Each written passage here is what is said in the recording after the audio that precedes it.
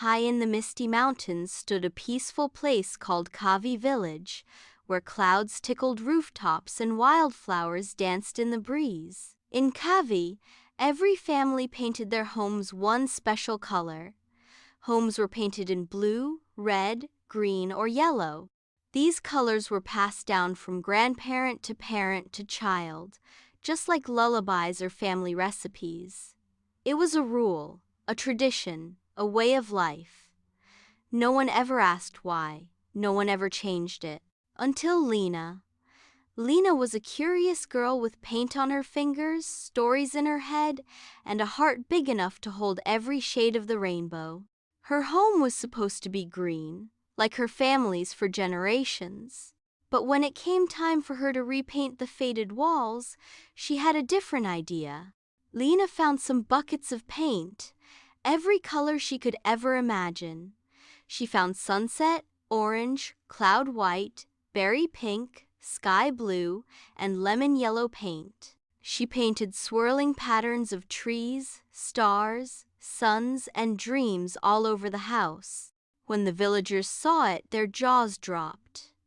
Elder Mantu, clutching his blue shawl, said, "This isn't how we do things." "It's not proper," said a neighbor. "It's just too much," whispered someone else. At school, Lena's friends stared and whispered. Some laughed, others simply drifted away. Her grandparents looked at her with worry in their eyes. "Lena," Grandma said gently, "people are afraid of what's different." "But Grandma, it's still our home," Lena replied. "Just more us, all of us." Then everything changed.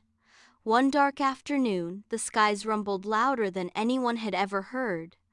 Rain fell fast and heavy. Thunder boomed like a drum, and then, crash! The mountain shuddered. A landslide thundered down the hill, sweeping away trees, paths, and homes. Mud and rock-covered houses, blocking doors and smashing walls. People ran, searching for shelter, their voices lost in the storm. And through the rain and mess, only one house stood tall and shining like a beacon.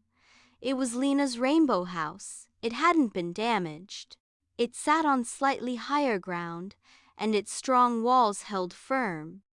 Lena threw open the door and said, "Come inside, everyone. Come in for shelter." People poured in. Blue families, red families, green and yellow. They were wet, shivering, cold, and scared.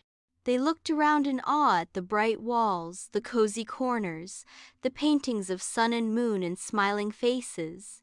"It's warm here," someone whispered. "It's beautiful," said another. And someone else, very softly, said, "It feels like home." For days, the Rainbow House was filled with voices, laughter, and kindness. Strangers became friends. Elders told stories. Children played games and made colorful drawings of their own. When the storm passed and rebuilding began, something magical happened. No one argued when families started painting their new homes in new different colors and new different ways: striped, spotted, blended, and bold. Not even the elders. Even Elder Mantu added a streak of lavender to his roof. Lena's colors, once thought rebellious, had brought a broken village together. Being different isn't wrong, it's brave. When we celebrate what makes us unique and share it with others, we make room for love, hope, and healing. The world is more beautiful when every color is welcome.